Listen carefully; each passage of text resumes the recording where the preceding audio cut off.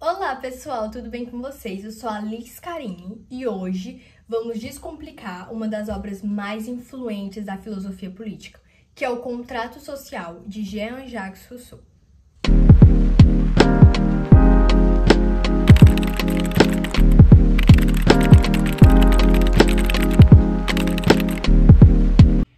Bem, para início de conversa é fundamental que a gente entenda quem foi Jean-Jacques Rousseau. Jean-Jacques Rousseau foi um dos maiores pensadores europeus do século XVIII. Sua obra inspirou reformas políticas e educacionais, mas também foi memorialista, romancista, músico, teórico social e político e ainda ideólogo. Nasceu no dia 28 de junho de 1712 na cidade de Genebra, na Suíça, filho de um relojoeiro calvinista e órfão de mãe ao nascer. Teve uma vida conturbada e cheia de conflitos.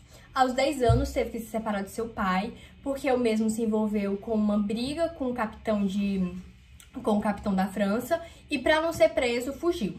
Nesse período, Rousseau e o seu irmão, François, 7 anos mais velho que Rousseau, foram morar com o seu tio, Gabriel Bernard, irmão de sua mãe, engenheiro militar. Como Gabriel priorizava muito a educação, Rousseau foi encaminhado para um campo onde o ministro Lambertier ele ministrava aulas. E foi muito importante para a desenvoltura de Rousseau nas áreas das ciências humanas e literatura, enfim. Aos 12 anos, eles voltaram para Genebra, onde o Rousseau trabalhou como aprendiz de gravador e também como tabelião, mas ele não se adaptou aos trabalhos e acabou sendo demitido. Aos 19 anos, ele ingressou na carreira da música, onde ficou muito famoso, mas só em 1750, com o seu primeiro grande discurso filosófico, grande texto filosófico, discurso sobre as ciências e as artes, ele adentrou no seu sucesso intelectual e começou a ser mundialmente conhecido. 4 anos depois de ser premiado pela Academia de Dijon por esse discurso das ciências e das artes, ele lançou outro discurso. Esse agora sobre a desigualdade entre os homens, o qual ele afirma que a desigualdade e injustiça são frutos de uma sociedade mal construída, de uma hierarquia mal construída, onde afligem e corrompem o estado natural dos homens. Rousseau também fez contribuições notáveis na música e no pré-romantismo, influenciando obras mundialmente famosas como a de Victor Hugo, Lamartine, dentre outros. Em 1761, Rousseau publica a Nova Heloísa, que teve um sucesso extraordinário. Foi um dos seus principais romances de amor. Em 1762, no ano seguinte, ele publica o Contrato Social e Emílio, que é muito famoso na área da pedagogia, porque Rousseau ele reafirma a importância de se aprender com o convívio na natureza, com um ambiente mais natural, e ele é muito famoso na área da pedagogia. Do contrato social eu não vou comentar muito agora, porque daqui a pouco a gente vai dar uma lupa mais focada nessa parte da vida de Rousseau. Sobre Deus e espiritualidade, ele destacava a importância da percepção de Deus nas obras da criação e também na experiência interior. Sua obra mais sensível, Desvaneio de um Passageiro Solitário, ele reflete sobre a incompreensão da humanidade. Ao escrevê-la, já se encontrava enfermo, mas ainda sensível à beleza natural da vida. Ele queixava-se sobre a incompreensão de todos, afirmava ser amigo da humanidade e ainda deixava transparecer uma imagem idílica da natureza. Era o seu testamento final. O dia 2 de julho de 1778 assinala o término da sua jornada terrena na personalidade de Jean-Jacques Rousseau. Contava 66 anos de idade.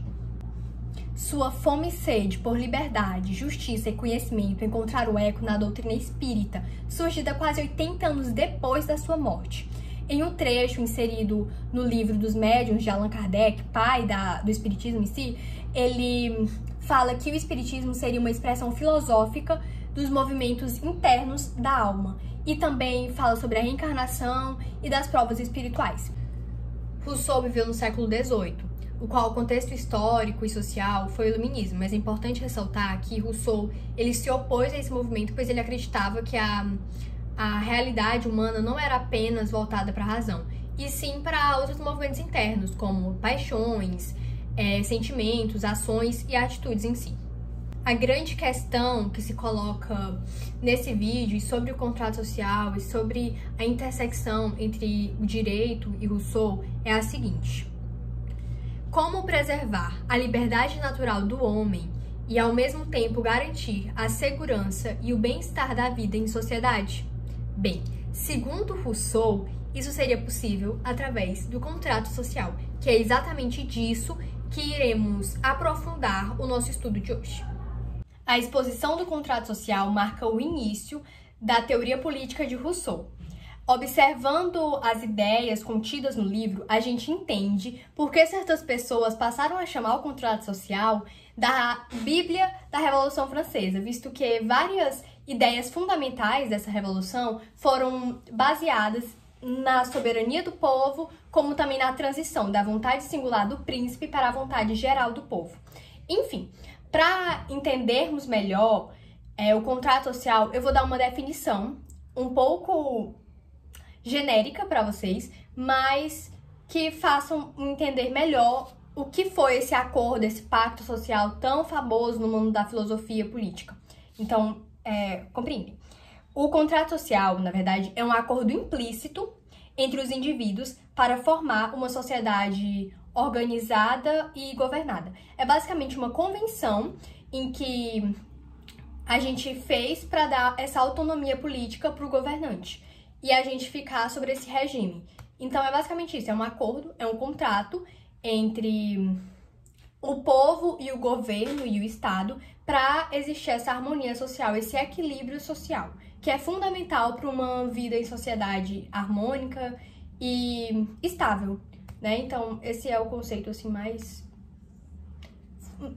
genérico possível e também fundamental para entender essa obra de grande relevância política. Bem, para o Rousseau, esse contrato social, esse pacto, ele tem como principal objetivo em si garantir a igualdade e a liberdade da população. Meio que depositar a liberdade pessoal no Estado para que o Estado, por uma convenção, que é o contrato social, garanta a todos a mesma liberdade e os mesmos direitos, enfim. Ele acreditava que só através desse acordo seria possível alcançar uma sociedade verdadeiramente justa e assim acabar com a desigualdade, com a hierarquia mal construída que ele tanto criticava. Então, é basicamente isso. Mas o problema do contrato social está em como fazer com que todos os homens vivam em plena liberdade, mas ao mesmo tempo abram mão dos seus direitos para uma liberdade coletiva. É aquele ponto onde a gente frisa, a gente escuta e a gente fala desde a eternidade que o meu respeito, a minha liberdade termina quando a liberdade do outro começa. Então é basicamente isso. Eu vou abrir mão da minha liberdade em certo ponto para eu garantir que o outro esteja apto a receber também essa liberdade, entende? Então é justamente isso, a gente vai abrir mão daquela liberdade para que a minha seja conservada. E quem vai garantir essa conservação? Justamente o Estado. E é isso que o contrato social visa, entende? É basicamente isso. Galera, para vocês entenderem mais e adentrarem bem a história, antes de eu partir para um estudo específico da obra, eu vou tentar definir esses conceitos e deixar vocês já chegarem nessa parte do resumo muito bem preparados e muito bem entendidos sobre esses conceitos em que o Rousseau vivia batendo na tecla. Então, vamos lá. Eu vou começar com o estado de natureza. Já é conhecimento comum que o Rousseau era um filósofo amigo da natureza. Em todas as suas proposições, discursos, teorias, ele vai falar que a natureza ele era um apologista da natureza, tá? Tanto é que no seu livro Confissões, ele escreveu a seguinte frase: ó natureza, ó minha mãe, eis-me aqui, sob tua guarda. E também falou que não procuremos perfeição fora da natureza. Então, todas as suas teorias políticas, sociais, pedagógicas em si, elas vão ter fundamento na natureza. Então, obviamente, o estado de natureza para Rousseau é basicamente que o ser humano, a sua integridade está conectada com a natureza, a sua espiritualidade, a sua humanidade só vai estar boa e sem ser corrompida quando o homem está ligado à natureza em si. Porque ele acredita que, diferente de Hobbes, que acreditava no estado de guerra, que seria o estado natural, Rousseau acredita que quando não existia a sociedade em si, na verdade todo mundo era feliz e bem um com o outro, porque a natureza oferecia tudo o que os homens precisavam. Já Rousseau não. Rousseau dizia que os homens são os lobos dos homens. Então, a gente vê uma oposição desses dois filósofos super importantes de contratos sociais em si, mas que são duas ideias muito relevantes e muito importantes para a história da filosofia em si. Então, basicamente isso. Segundo Rousseau, os homens perderam a sua liberdade natural, tornando-se frívolos, vaidosos, covardes e injustos, pois eles se corromperam quando entraram em uma sociedade, porque a sociedade em si corrompeu o homem, entende? É meio que um corrompia um ao outro e a sociedade em si foi corrompida. Gente, também é importante frisar que o Rousseau, apesar dele ter essa apologia da natureza e tal, ele acredita e reconhece que esse estado natural, ele deve ser superado para o ser humano, para o homem em si, a humanidade, ele conseguir alcançar uma forma superior de liberdade e moralidade, que só seria possível através desse contrato social, onde as sociedades seriam equilibradas, seriam morais e seriam justas também. Então é muito importante frisar isso. Uma das relações centrais do contrato social é justamente a relação entre liberdade e a organização social e política. Liberdade para o Rousseau, ela pode ser uma liberdade moral, que seria para explicitar atos possíveis em um contrato, e a liberdade efetiva, que para o autor depende muito do contexto da sociedade civil, ou seja, a organização social ela tem que permitir essa união entre a liberdade com a virtude, com base na lei, em que garanta o cumprimento da vontade geral. Essa vontade geral esta, que é um dos tópicos fundamentais na obra. Então, o que é a vontade geral? A vontade geral é simplesmente o bem comum, é o que seria interessante para todos, né? O interesse comum, o interesse para todos. Ela é diferente do interesse individual, porque o interesse individual é o meu, o seu, o dele, o dela, e o interesse de todos, né, que é a vontade de todos, é a soma de todas as vontades. A vontade geral não. A vontade geral não é a soma de todas as vontades. Não é a vontade da maioria, não. A vontade geral é o bem de todos. É aquele bem coletivo. É aquele que vai garantir que todo mundo esteja bem. Ninguém esteja excedendo e ninguém menos. É aquele que vai estar bom para todo mundo. Entende? É justamente essa vontade geral. E a vontade geral é basicamente o eco da soberania popular. Soberania popular, que também é muito reverberada na obra dele, que é justamente a voz do povo, entende? É o povo também dando vez. E a soberania popular, ela não pode ser governada por grupos específicos. Não pode ser governada pela minoria, e nem pela maioria, nem pelo rei. Não, porque a soberania popular, na verdade, é justamente o corpo político como um todo. É toda a sociedade civil, é o que é o todo, entendeu? E é isso que eu queria falar sobre soberania popular. A soberania, ela não pode ser delegada ou governada por um grupo específico, por um rei, por um príncipe, ou pela minoria, ou pelos... Não pode. Porque a soberania popular para Rousseau é o que seria bom para todos, entende? É justamente o corpo político como um todo. É tudo ali. É como uma grande bola com várias camadas e tudo mais, é o todo, entende?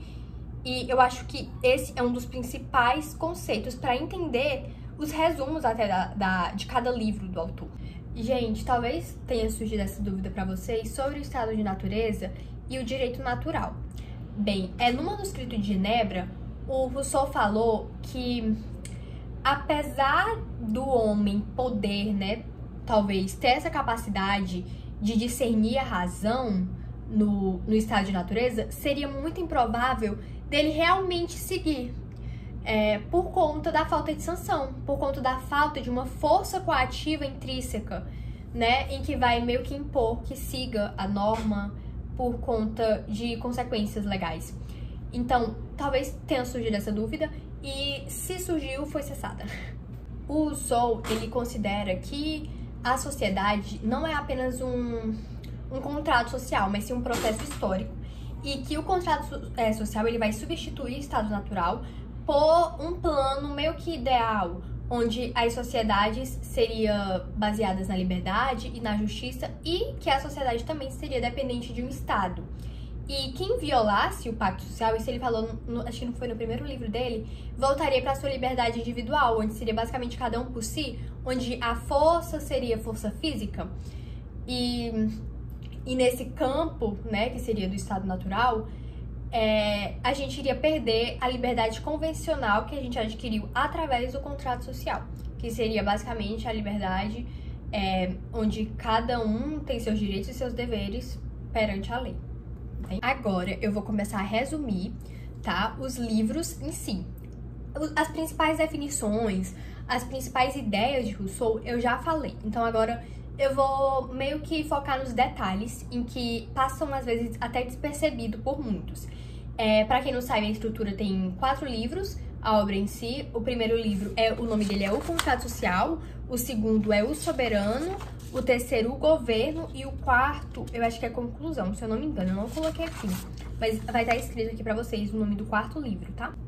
No livro 1, O Contrato Social, o Rousseau ele vai discutir sobre a transição do estado de natureza, que a gente já comentou, para o estado civilizado, que seria aquela organização social e que tem um governante e os governados.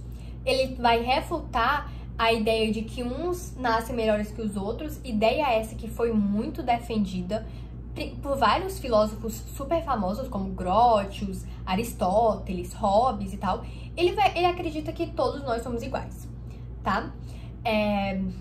Ele também vai questionar a legitimidade do poder da força, o direito da força. É um mais forte que o outro, então aquele ali, ele vai ter autoridade em relação aos outros. Aquela relação de escravidão, que a gente já ouviu muito falar na história da humanidade em si.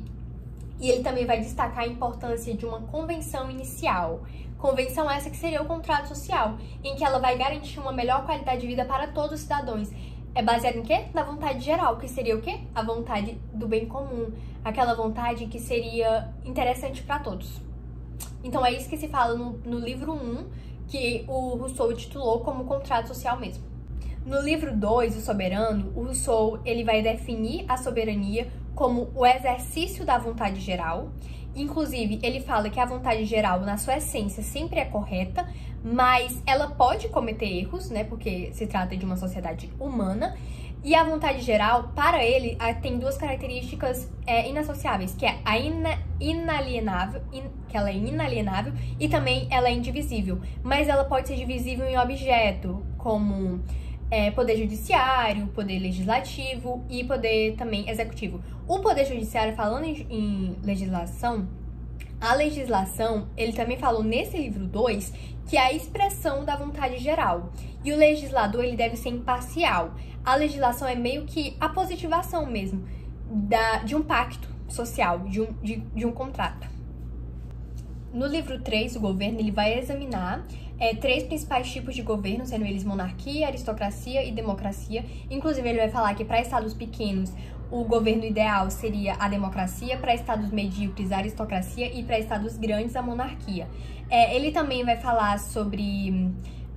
ele vai, na verdade, considerar os sinais de um possível abuso de poder, e também vai falar que as leis e a representação popular é mega importante para evitar esse tipo de usurpação de poder. E por fim, no último livro, ele vai trazer teses e conclusões em que ele já tinha falado nos livros anteriores. Vai falar também que a vontade geral ela pode levar um tirano ao poder, só que o tirano, apesar dele poder calar as leis do Estado, ele não pode calar a vontade geral, porque a vontade geral é a vontade do bem comum, da vontade do corpo político, não é a vontade de uma pessoa, e não é a vontade da maioria também, não, é a vontade geral, a vontade do interesse comum, e que a sua essência é sempre correta. Ele também vai falar sobre a religião, que os cristãos eles vivem em um cárcere, vai falar sobre a religião pagã e também fala que as pessoas perguntavam pra ele por que quando existia a religião pagã não existiam conflitos de religião. Porque, querendo ou não, a religião em si, o cristianismo e outras, elas trouxeram muitos conflitos sociais que arrasaram a humanidade em si. E ele fala que as religiões pagãs não têm esse defeito justamente por serem as religiões pagãs de um certo estado. Por exemplo, o estado tal tem a sua religião pagã e também tem as suas leis. E essas leis não se distinguem das leis proferidas por esse Deus pagão. Então é justamente por isso, porque não tem essa barreira religiosa que vai sempre entrar em conflito com a legitimidade estatal, do governo e tal. Então, nesse livro, o que a gente pode destacar é isso.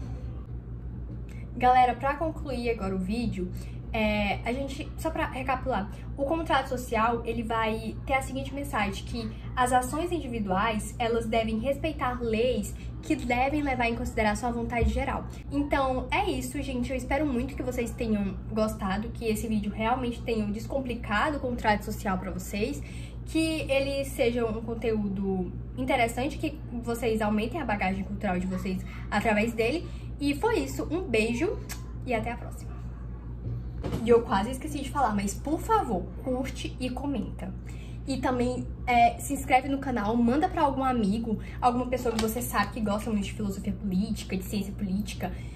Enfim, manda aí pra todo mundo, que vai me ajudar muito. Um beijo e até mais.